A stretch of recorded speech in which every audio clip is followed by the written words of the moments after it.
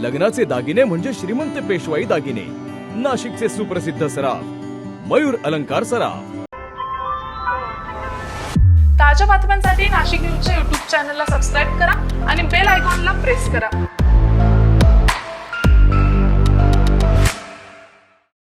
नाशिककर, स्वच्छता असे जिथे आरोग्य वसे तिथे, म्हणून ओला, सुका आणि इलेक्ट्रॉनिक कचरा वेगळा करा। ओला कचरा म्हणजे स्वयंपाकघरातील उरलेले अन्न, फळभाज्यांचे अवशेष आणि इतर नैसर्गिक कचरा, हे सर्व हिरव्या कचरा पेटीत टाका। सुका कचरा म्हणजे कागद, प्लास्टिक, कपडे, काच व धातूच्या वस्तू, हा कचरा निळ्या कचरा पेटीत टाका। आणि इलेक्ट्रॉनिक कचरा म्हणजे फोन, संगणक, टीव्ही, चार्जर, बल्ब, इलेक्ट्रॉनिक उपकरणे व वैद्यकीय साधने, हा कचरा वेगळा जमा करून घंटागाडीतील कर्मचाऱ्यांकडे सुपूर्द करा, कारण स्वच्छ शहर ही आपली जबाबदारी आहे। नाशिक महानगरपालिकेच्या वतीने जनहितार्थ प्रसारित।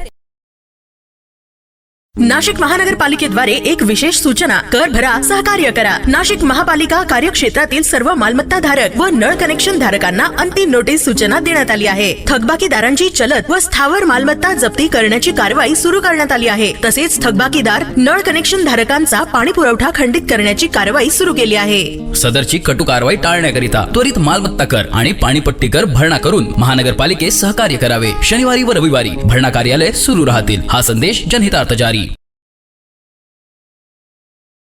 मोकाट आणि भटक्या श्वानांचे निर्बीजीकरण करण्यात येत आहे, तरी सर्व जनतेस आवाहन करण्यात येत आहे की महानगरपालिका कार्यक्षेत्रातील पाळीव श्वानांची नोंदणी करून घ्यावी। नाशिक महानगरपालिका अधिनियमातील कलम 127(2), 194(1), 454, 457(7) आणि 17 यामधील तरतुदीनुसार महानगरपालिका हद्दीत श्वान पाळण्यासाठी कर लागू होतो। त्यानुसार नाशिक महानगरपालिका कार्यक्षेत्रात असलेल्या पाळीव श्वानांची नोंदणी पशुसंवर्धन विभागामार्फत केली जाते। याकरिता नोंदणी प्रक्रियेद्वारे आणि विहित शुल्क भरून श्वानांची नोंदणी आणि नूतनीकरण कामकाज विभागामार्फत करण्यात येते। महानगरपालिका नाशिक द्वारे जनहितार्थ प्रसारित। कुष्ठरोग हा शाप नाही, तर एक उपचार योग्य आजार आहे। मायकोबॅक्टेरियम लॅप्रे जीवाणूमुळे होणारा हा जुनाट संसर्गजन्य रोग त्वचा, मज्जातंतू आणि नाकाच्या आतील त्वचेवर परिणाम करतो। सुन्नपणा, फिकट पॅचेस, बोटे वाकडी होणे किंवा नाक चोंदणे ही त्याची लक्षणे आहेत। संसर्ग झाल्यानंतर लक्षणे दिसायला 5 ते 20 वर्ष लागू शकतात, पण घाबरण्याचं कारण नाही। मल्टी ड्रग थेरपीने हा रोग पूर्णपणे बरा होऊ शकतो। म्हणूनच वेळेवर निदान करा, उपचार घ्या आणि जागरूकता पसरवा। सार्वजनिक आरोग्य विभाग, नाशिक महानगरपालिका द्वारे जनहितार्थ प्रसारित।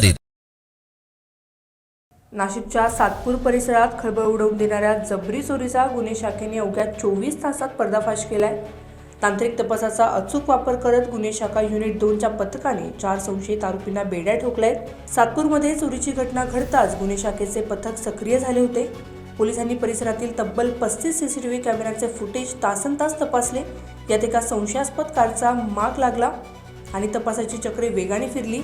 MH02 AY 5831 या क्रमांकाच्या कारचा पाठलाग करत असतानाच ही टोळी अंबड लिंक रोड परिसरात येणार असल्याची पक्की खबर पोलिसांना मिळाली।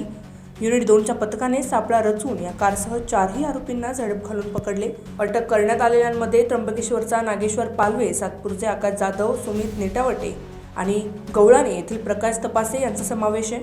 या टोळीकडून पोलिसांनी 3,55,500 रुपयांचे सोने आणि रोख रक्कम जप्त केली आहे। उपनिरीक्षक यशवंत बेंडकोळी आणि मनोहर शिंदे यांच्या पथकाने ही कौतुकास्पद कारवाई केली असून या अटकेमुळे सातपूर आणि अंबड परिसरातील चोरीच्या इतर घटनांची उकल होण्याची शक्यता आता वर्तवली जाते।